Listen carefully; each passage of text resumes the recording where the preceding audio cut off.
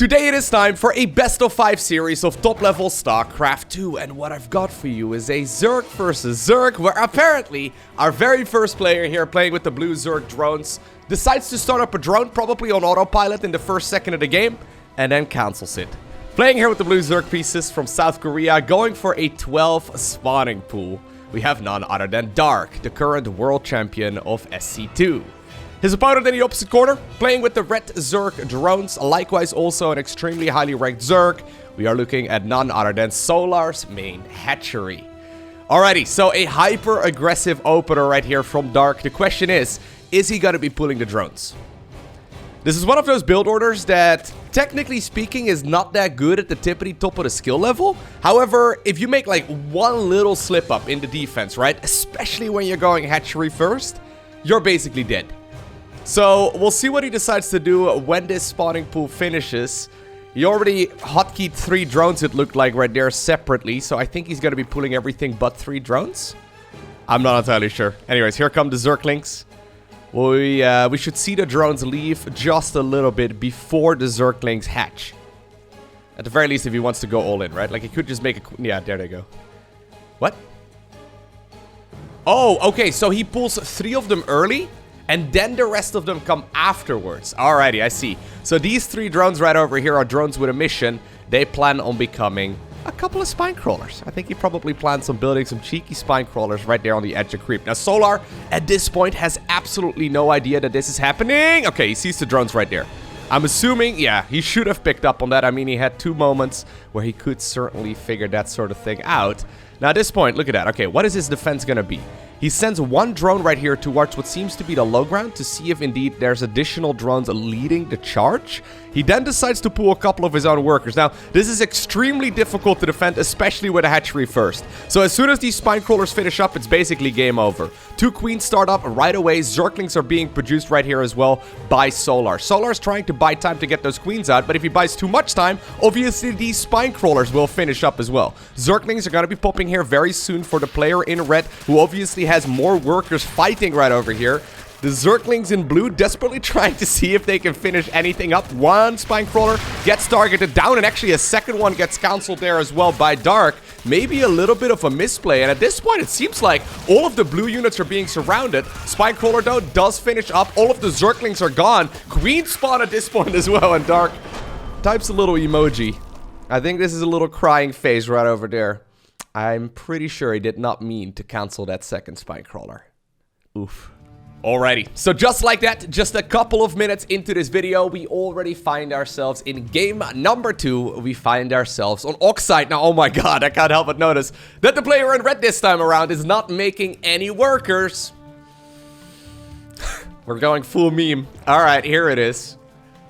Apparently, after Dark decided to go for a 12 pool in the very first game, now we have Solar executing the exact same strategy here in game number 2. Now, obviously, there's a couple of different variants to this build order.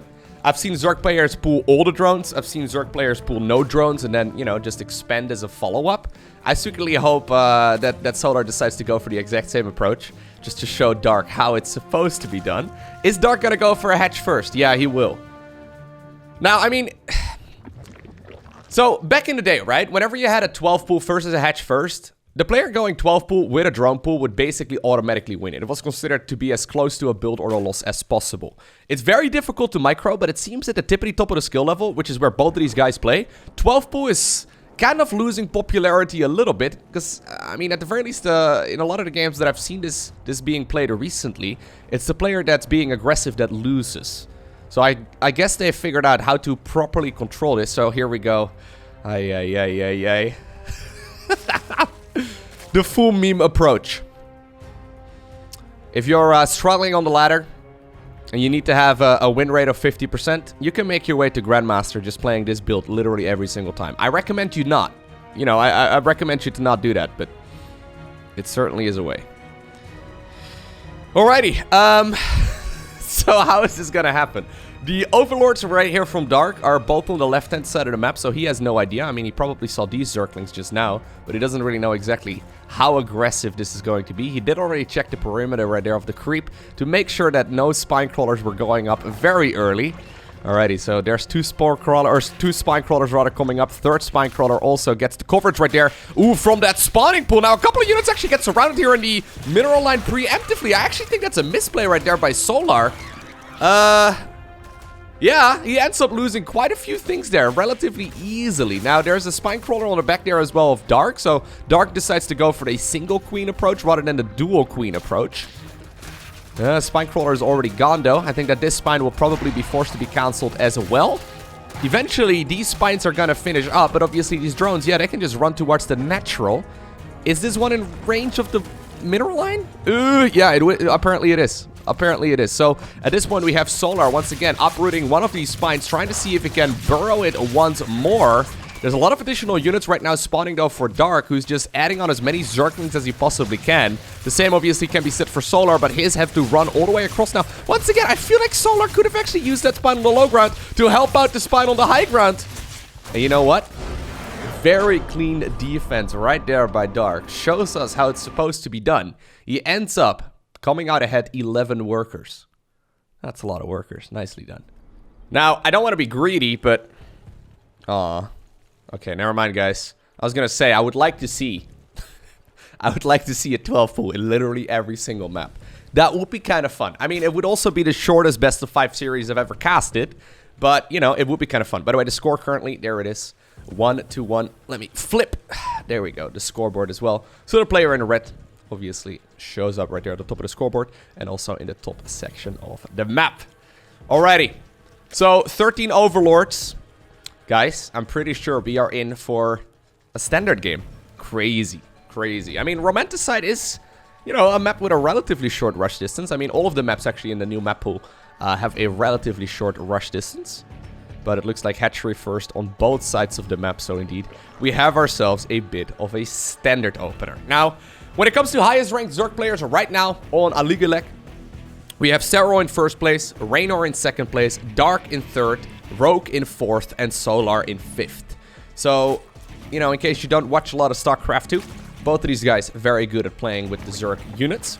I mean, they're probably actually very good as well at playing with the other units. Every once in a while, I see a comment in the comment section down below asking who the highest ranked random player in the world is. It's probably Serral or Maru, you know, like maybe even Raynor. I mean, those guys usually like to warm up or at the very least play their off races every once in a while as well. And I mean, a lot of pros like to warm up with their off races. I remember, I don't think this was that long ago. I believe I saw, like, don't quote me on this, but I'm pretty sure I saw Maru sitting at like 6.6k MMR on the Korean Grandmaster League ladder with Protoss. So, I mean, that's above, you know, many average pro gamers. It's like average pro gamers, a little bit of a weird statement, but you get what I'm trying to say, right? Like, that's an extremely highly ranked MMR. Anyhow, the highest ranked random player in the world is probably whichever pro gamer decides to dedicate a week of practice to that. So, even though there are a couple of people in Grandmaster League that, you know, that do have... the random race, technically speaking, like that little random badge right next to their name. They're probably going to be a little bit closer to like 5,500 MMR rather than, you know, the 6,500 MMR that we see from these pro gamers. Anyway, let us have a look at what goes on in this match. Third hatchery coming up for both players, it looks like. So slightly different approaches here. I mean, there's a couple of small variations that we see right now in the early game of Zerg versus Zerg. But I mean, all roads lead to Rome, right? So it depends on how many drones you leave in gas. Dark already decided to add his drone back a little bit sooner, so he's going to be able to go for that bailing nest here if he wants to. There it is. Bailing nest goes down at the front of the base to create a bit of a wall off here a little bit later on. So wouldn't be surprised to see an Evo chamber or a Roach Warren going up in that location here in just a second. But both players are just trying to keep checks on each other, right? Like, if you don't make any Zerglings, this could be a little bit of a this could be a little bit of a problem. Ay. This is what happens when you have very good players. You know, doing very little in the earlier stages of the game. That was one Zergling ready to take on 2 Zerglings at low health. I think he probably would have won. Anyway, neither player actually loses anything so far. Kind of funny. Alrighty, so the question is, when are we going to be seeing Evos? Okay, so here's an Evo chamber going up, and what upgrade will we be seeing as well? So, even though technically speaking, right, Hydra Lurker Viper is the ultimate unit composition for Zerg versus Zerg, recently, with the new ladder maps, it seems that Mutas are once again very, very popular. Personally, at the very least, I've been facing a lot of Muta lists once again on the ladder. Muta openers in general are really good. And the thing is, you can pretty much always put down a Spire. That's the weird part about a Spire right now. People used to transition from Roaches into Hydras and then into Lurkers, but that transition time is very, very long. It takes a long while before you can actually properly run that. So it seems like at this point, I mean, you can open up with Roaches and then... okay, well, both of them are gonna maybe add on a Roach Warren, but I mean, they're both going for melee upgrades, which indicates to me that they're both going Mutas. We'll see here in just a little bit. Yeah, so this is what I mean. Like, there's Roach Warren coming up, or Roach Warrens coming up on both sides of the map, but they're going melee upgrades, which usually you only do if you decide to play Muta. So this is either like a mind game Roach Warren or a, you know, make sure I don't die to stupid stuff kind of Roach Warren. It's just to complete this wall off and to at the very least give the opponent as little scouting information as possible. But long story short, one of the recent developments in Zerg versus Zerg is that a Spire can come up at literally any given moment. I mean, as soon as we, you know, get to that mid-game tech at the very least, right? So quick layers here from both players. We see additional gases being taken already in both the mains and then also the naturals. Third base is apparently now also going to get its gases going here. First Spire starts up and second Spire there also starts up. Okay. I mean, you can technically go for a couple of pushes that are based off of Roaches and then Zerglings with melee upgrades. And, you know, your Banelings obviously benefit from that as well. But those are complete all-ins. Both of these guys, I mean, despite the very first matches of this series... they're very well known for being macro players, so, you know, not too surprised here to see the Spire on both sides of the map. Okay, now, we had a bit of a meme game number 1 and 2. Ooh, apparently there's a couple of Banelings here that try to get something done. When it comes to Muta battles, right? Muta battles are a little bit crazy as well. We used to see this a lot back in Wings of Liberty and Heart of the Swarm. So every once in a while, there's a map pool where Muta openers just seem to be really, really good. But, okay, imagine this, right? One player has 25 Mutas and the other player has 22 Mutas. You'd imagine that if they both decide to clash, that the player with 25 Mutas, you know, has the upper hand with 3 of those Mutas, right? However, it turns out if they were to both fight to the death, the player that has 25 Mutas will probably win that battle with like 8 Mutas left over. The splash damage adds up very, very quickly. So the way a Muta attacks is that it attacks once and then it bounces twice. So it very much so comes down to upgrades. So both of them already going for that Flyer Carapace upgrade. And just the simple amount of Mutas that players have. Which means that every single Baneling that gets more Fin right now is not gas that could be spent on a Muta. And that's essentially the scenario we're finding ourselves in. So Solar already grabbing the center 4th base. I like it a lot. This is a high yield gas. Dark scouts this out as well. Dark instead though decides to go for the base right here on the right hand side. So it very much so comes down right now to Muta numbers. Whichever player has more Mutas usually ends up winning. Now armor upgrades are very helpful as well because those bounces like I talked about. Ooh, this is so risky. Those bounces benefit a lot. Ooh, if you have a Muta versus Mutas, like those armor upgrades benefit a lot against the bounces. Now, the bounces can also go to units on the ground or structures on the ground. So say Mutas, like say you have 20 Mutas versus 20 Mutas on top of a hatchery. The players, you know, whose hatchery that is going to benefit from that quite a bit. Because some of those bounces are going to hit the hatchery instead. So, alright. Mutas also are kind of like Phoenixes in the sense that they can, if microed well, they can move and fire at the same time. So once the Mutas engage, it's very difficult to disengage. Both players basically have to make that decision to disengage. Okay, a couple of Spore Crawlers are coming up. Gases are being mined over here. I'm liking this position for Solar a little bit more. Mostly because of the fact that he's got that center base over there, and he seems to have a nice healthy amount of Mutas here already. This is a very meme series already. So 5th base now starts up on the left-hand side. We should probably see a 5th hatchery coming up here as well from Solar in just a little bit. He's constantly just threatening over here. Instead, he decides to send a couple of Zerglings over there. Mutas at the same time are roaming this section of the map. Are they gonna clash? Oh, I mean, he wants to. Solar really wants to. It's impossible, by the way, as well to figure out how many Mutas your opponent has. So you're mostly just gauging it off of the amount of gas that they're mining and the amount of Banelings that they're morphing.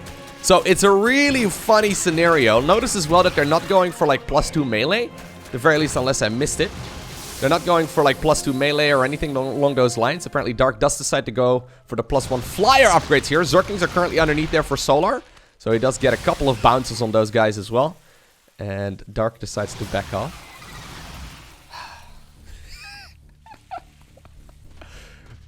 Everything that's not a Muta at this point is a waste. You want to drop your minerals on Zerglings to do some run-bys and all that. Now, speaking of run-bys, here we go. Base in the center right now in a little bit of trouble.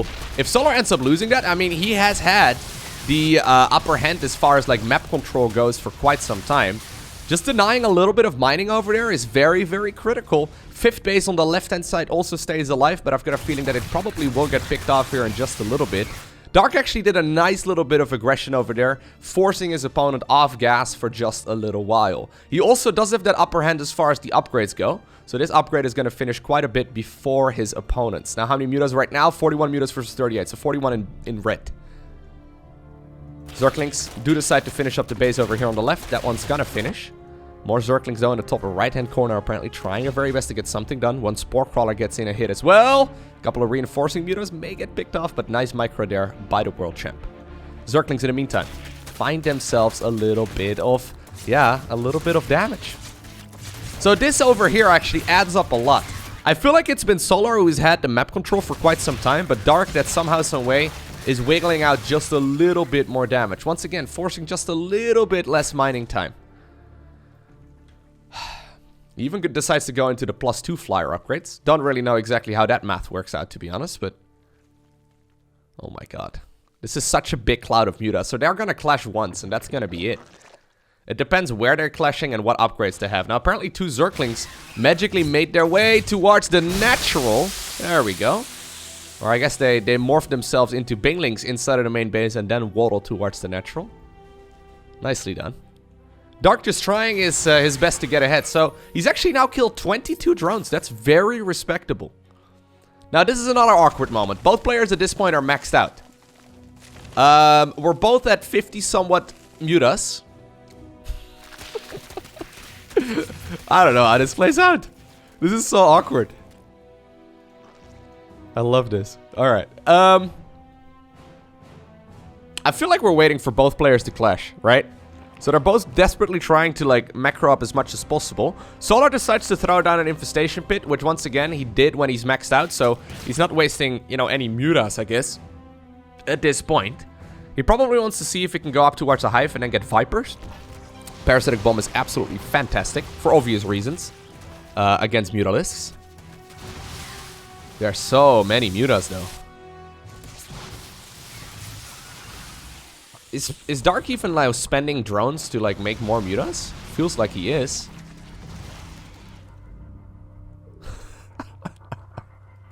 Zerglings once again trying to see if they can get a little bit of harassment. Dark now also secured the base on the right hand side. Okay, well here we go. This is the battle we've been waiting for. Queens decide to join in with their transfuses, and that actually now puts the upper hand right here as far as mutas go in the favor right here of Dark. Dark is reinforcing this with a lot as well. Now, right now, at this point, we do have a couple of those bounces hitting the hatchery as well, I think. Well, maybe just barely not.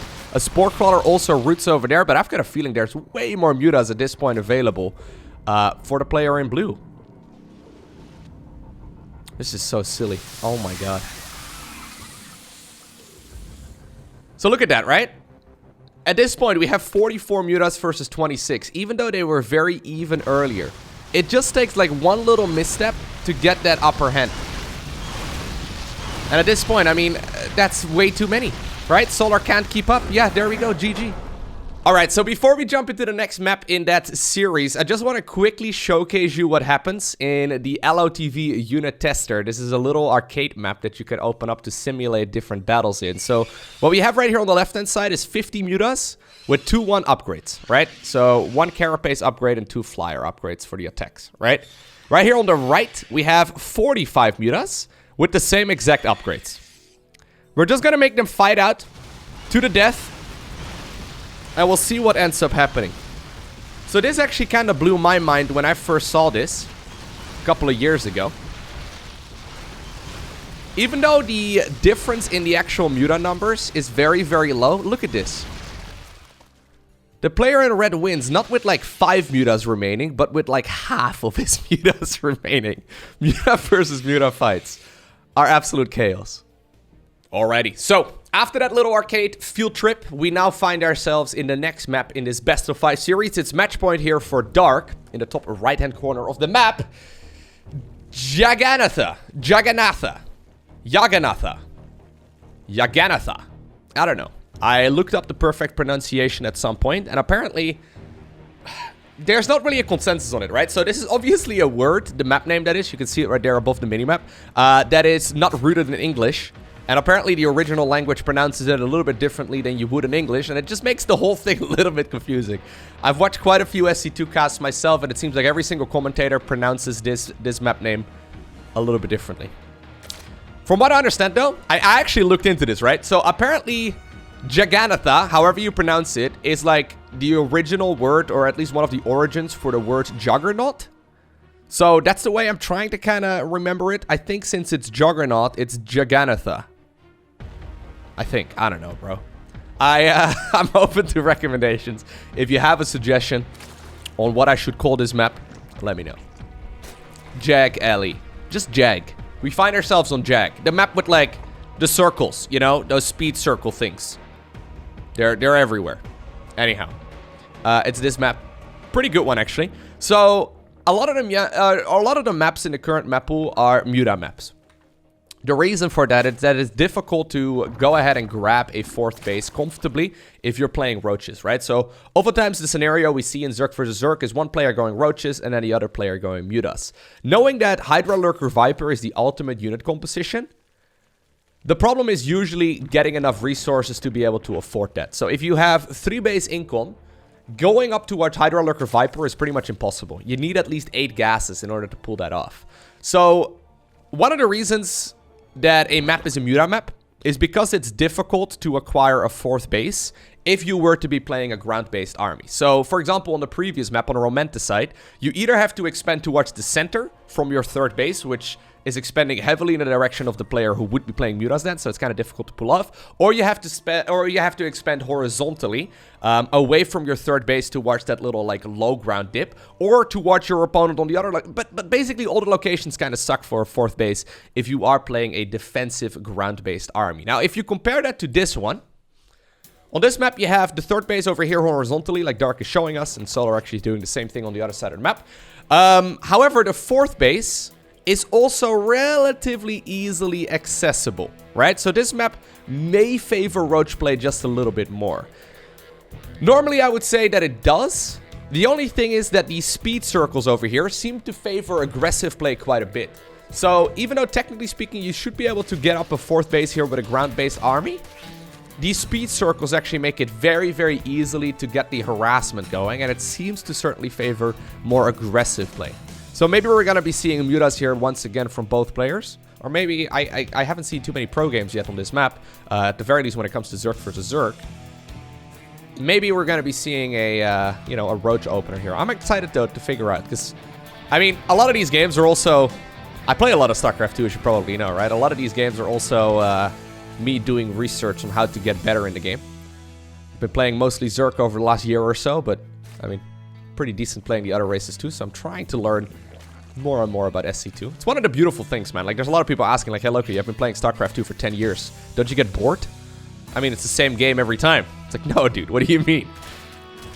Sometimes maybe it gets a little bit still, but then the new maps create quite a lot of excitement once again. And since new maps are added pretty much every quarter, it stays fresh. I like it. Anyways, that's a story for another time. Additional gas is coming up. There's the lair once again from Dark a little bit quicker. So, Roach Warren here. No +1 melee this time around or +1 missile. So, he starts up +1 melee right now. Okay. So, I think Dark is once again going to be going for that Muta opener. Whereas Solar is planning on going for roaches. Judging at least off of that missile upgrade. Now, another advantage of putting down a Spire is the fact that you can add on Corruptors. So, even though... Like, say Solar, for example, wanted to put down a Spire here in a mid-game as well, after realizing his opponent is opening up Mutas, which I think it's going to be. he could still add on a Spire just to make Corruptors. So like Roach Corruptor is also a composition that we see every once in a while. So maybe that's something that that Solar could consider going for here in a little bit. But there's Spire coming up. Lair is quite a bit later here. We see Overlord Speed coming up as well. Everything that Solar is doing here is pointing in the direction of going for that Roach army. Okay. So I'm curious to see how this is going to play out.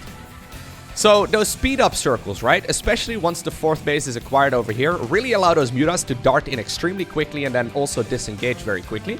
Plus you can kind of get the Mutas on the other side of the map very easily too. What you gotta keep in mind here is that Solar, if, you know, he's gonna go up against Mutas here and he's playing like a ground-based army, he's probably gonna lose all of the Overlords and with that all of the vision. And I found at the very least that this goes for all 3 races, that playing more aggressively on this map seems to be preferable. So I like this position here for Dark quite a bit. So Spire's gonna finish up. Is there room for a timing attack here for Solar to go before? You know, nah, there's no way. So he's already adding on a second Evo chamber as well. Maybe he could go for a push before, you know, the Spire really starts, but, you know, starts producing Mutas, that is. So he does have vision at this point on that Spire, so he knows what he's going up against. Instantly decides to drop a Hydra then, and then, yeah, Spore Crawlers as well. So this is Solar making himself up for a nice defensive start. Couple of Banelings.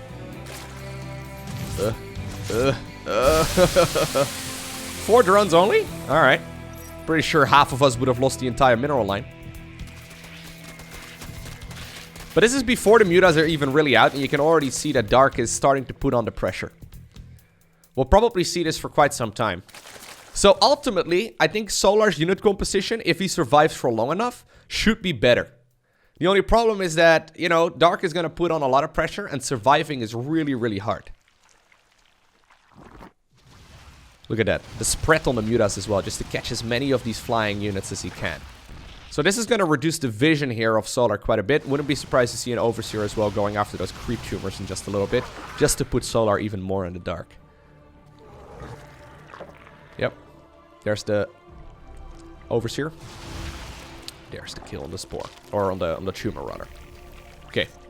So already... Oh my god. He's already going into an infestation pit and then also that lurker den. So this is very aggressive play here as far as tech goes by Solar. He's mostly just defending this with a couple of queens so far.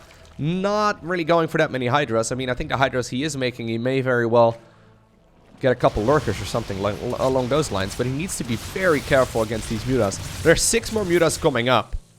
So that brings the total up to 18 or 19 here in just a second. It's a lot of Mutas, man. I don't know if the knitting crew over here, the 7 queens, are going to be enough. So there's a couple of spores obviously set up too. I would love to see a spore over there. I think that probably would be helpful. Already though, top left hand corner has been acquired here by Dark, who now also is grabbing his 5th base gases right away. So he's got a very healthy amount of workers here, all the way up to 85. Hive is coming up for Solar. He's activating the timer. As soon as, like, Vipers are out, Parasitic Bomb is extremely scary. But look how fast those Mutas are through those circles, man. Okay. Ooh, okay. That's the Korean announcer pack, apparently, that Dark is playing with. Anyhow, this is, look at the minimap. This is the moment where he really starts laying down the pressure. There's a lot of units morphing in lots of different directions. Apparently, the Banelings right now are zoning away...